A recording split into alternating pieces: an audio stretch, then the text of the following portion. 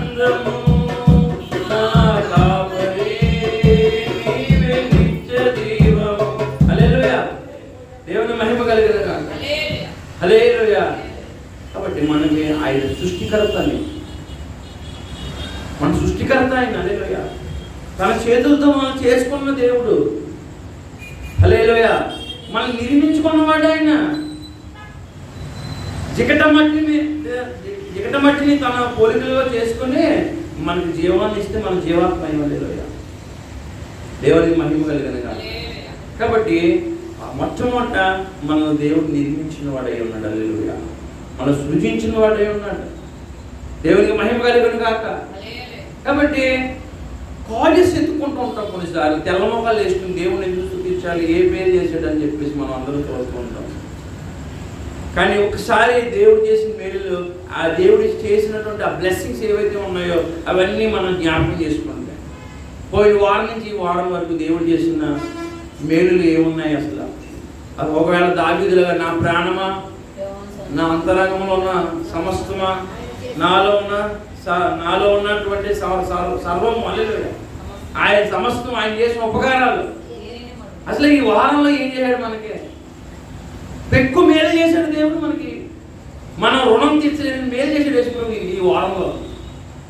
దేవునికి మహిమ కలిగింది కాదు. మొట్టమొదటి మనం సజీవులు లెక్కలో ఉన్నాం.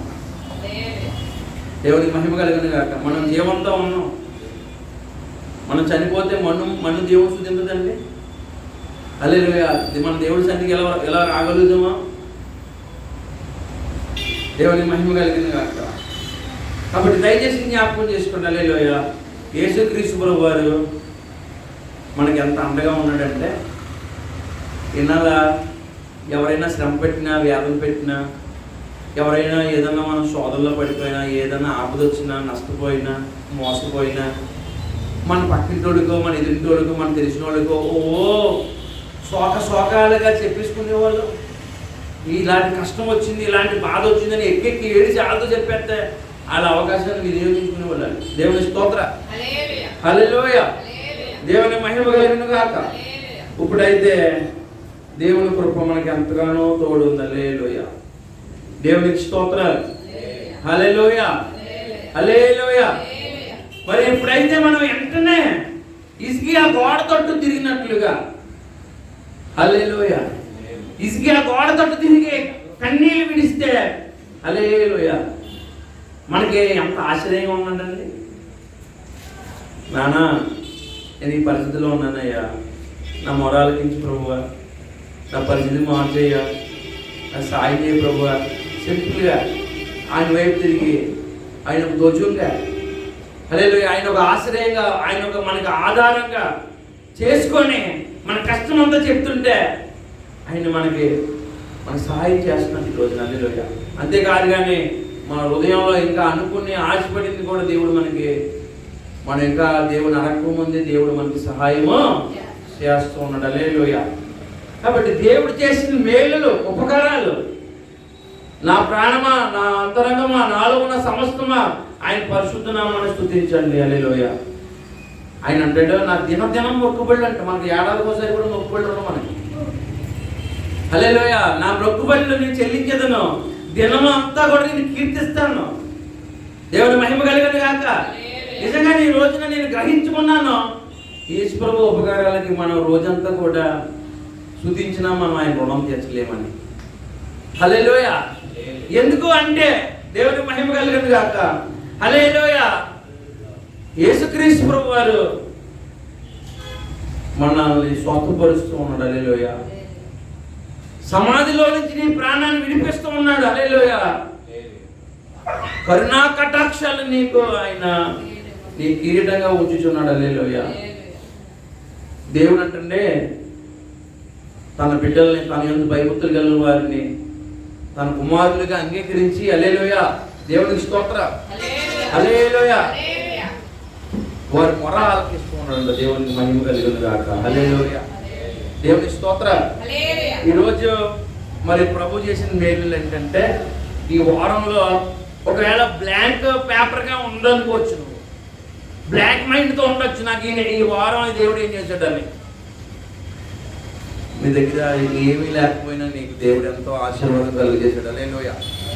దేవుని మహిమ కలిగిన గాక. హల్లెలూయా.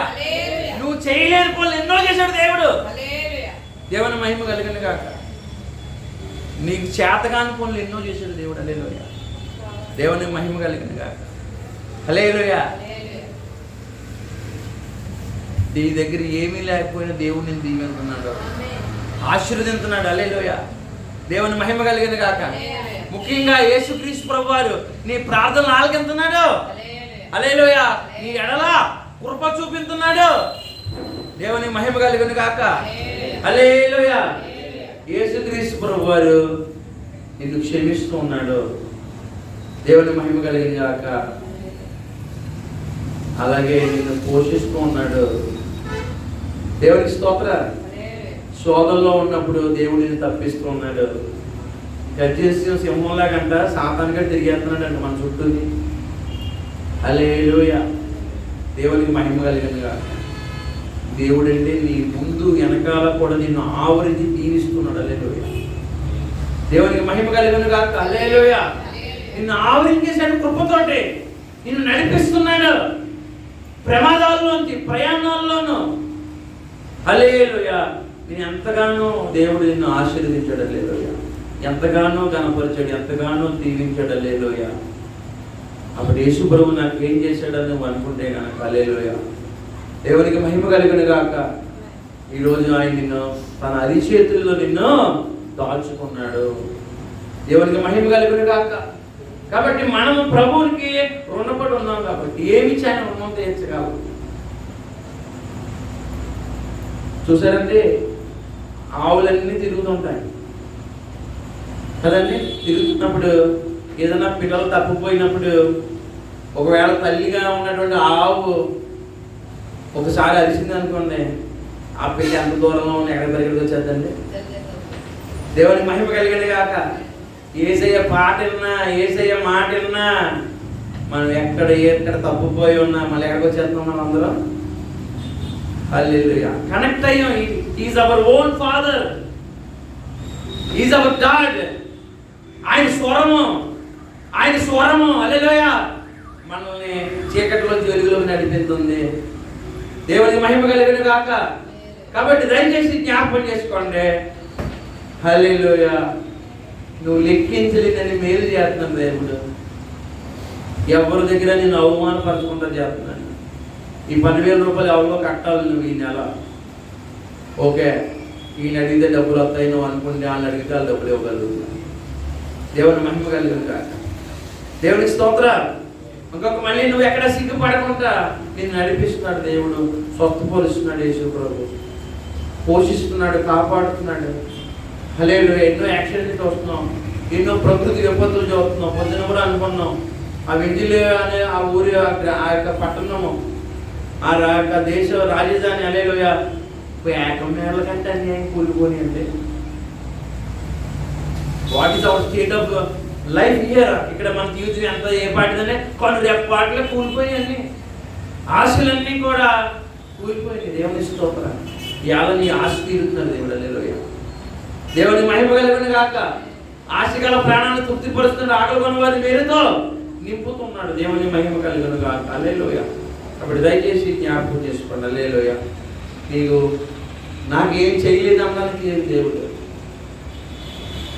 ఒక్కొక్కరు తమ పిల్లలకి ఎలా పెడతారంటే ఇంకెత్తుంటారు, ఇంకా తినలేం పావోయ్, అయినా సరే వాళ్ళు ఇంకా పెడుతూనే ఉంటారు. హల్లెలూయా. చాలునయ్యా చాలునయ్యా నీ కృప నాకు చాలునయ్యా, నీ కృప నాకు చాలునయ్యా. హల్లెలూయా.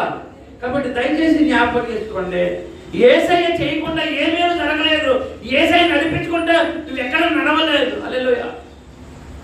కాబట్టి చేదని వేరు ఏది మొలకుంటా పొంచుంది సాతాను నీ వైపు చూస్తుంది, నీ సాక్ష్యాన్ని పాడు చేయడానికి, ఆయన సన్నిధిలోంచి నిన్ను చెదరగొట్టడానికి ఎంత ప్రయత్నం చేస్తున్నాడు.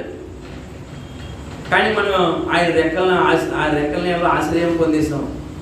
హల్లెలూయా. ఆయన అరిచేతుల్లో మనం ఉన్నాం కాబట్టి మనం ఎప్పుడు ఏం చేయలేకపోతాం. ఇలాగంటే తప్పేమో, ఇలా తప్పుని క్షమించాలి. మనకి ఏ పాలు కంటే గొప్పడువా, దావీదు కంటే గొప్పడువా? మన సాక్ష్యం అలా నిలబడిపోవడానికి, ఈ రోజు వరకు దేవుడి సన్నిధిలో ఉండడానికి ఎవరికంటే గొప్పలు మనం? ఎంత జ్ఞానవంతులు మనం! హల్లెలూయా! దేవుని మహిమ కలిగిన కాక ఇది ఏం కృప ఇది! ఈ రోజుల్లో మాటలు కాదండి, పరిశుద్ధ జీవితం జీవించాలంటే దేవుని మహిమ కలిగిన ఎలీషా, ఎలియా అలాంటి వాళ్ళు ఉండాలి ఇలాంటి రోజుల్లో. కానీ మనకులాంటి వాళ్ళు అయితే మనం 101 పడిపోతాం దేవుని స్తోత్రం. కానీ ఆయన బలమైన చేతులతో మనల్ని ముందుకు నడిపిస్తున్నాడు. ఆత్మీయ జీవితంలో సాయం చేస్తాడు యేసు ప్రభు. హల్లెలూయా! సాక్ష్యాన్ని కాపాడుతున్నాడు మనల్ని. హల్లెలూయా! అన్ని విషయాల్లో దేవుడు. హల్లెలూయా! నీ యొక్క గృహ విషయంలో కానీ దేవుడికి మహిమ కలిగిన కాక. రాత్రి మా అమ్మ నాన్న ఇంత కూడా గుర్తు చేసుకుని, మా అమ్మ నాన్న కళ్ళకి వచ్చి పెద్దాపురంలో ఇల్లు వేసుకొని ఏం చేద్దామని అడిగారు. అందరూ స్లాబ్ వేసారు, పక్క వాళ్ళు పెద్దాపురం అంతా కూడా అన్ని 3 స్టేర్ బిల్డింగ్లే, అన్ని కూడా పెద్ద పెద్ద బిల్డింగ్లు. నువ్వేం చేసుకుని అడిగారు మా అమ్మ నాన్న వచ్చి. నేను అన్ని ఊళ్ళో చర్చలు కట్టుకుంటున్నాను. మా పక్కింటి వాళ్ళు కూడా వాళ్ళ పిల్లలు పెద్దోళ్ళ తర్వాత కట్టుకున్నారు. హల్లెలూయా! నేను ఆ పెద్ద అయిన తర్వాత కట్టుకుంటానులే. దేవుని స్తోత్రం. ఇప్పుడైతే మాత్రం దేవుడి పని చేస్తున్నాను. హల్లెలూయా! చెప్పుకోవడానికి సమాధానం ఇచ్చాడు. అన్నీ వెళ్ళిపోయారు మా అమ్మ నాన్న. హల్లెలూయా! దేవుని మహిమ కలిగింది కాక. కాబట్టి నువ్వు కుడికి ఎడమకి నువ్వు వ్యాపిస్తావని చెప్పాడు దేవుని స్తోత్రం. ఓ దిక్కునే ఉండటం కాదు, మనం విస్తరింప యేసు ప్రభువులు. హల్లెలూయా! హల్లెలూయా! దేవునికి మహిమ కలిగింది కాక. ఆయన మహోన్నతులైనప్పటికీ దీనిలో లక్ష్య పెట్టే దేవుడు అంట. కాబట్టి ఆయన కొంచెం డబ్బు ఉంటే మనం ఎవరిని లెక్క చేయం. హల్లెలూయా! కొంచెం తెలివి ఉంటే ఎవరిని లెక్క చేయం. కొంచెం ఆస్తి ఉంటే ఎవరిని లెక్క చేయం. హల్లెలూయా! సర్వలోకానికి నాదులైన దేవుడు నీ కష్టంలో జ్ఞాపకం చేసుకున్నాడు. హల్లెలూయా! నీ ప్రతి పరిస్థితి జ్ఞాపకం చేసుకున్నాడు యేసు ప్రభు.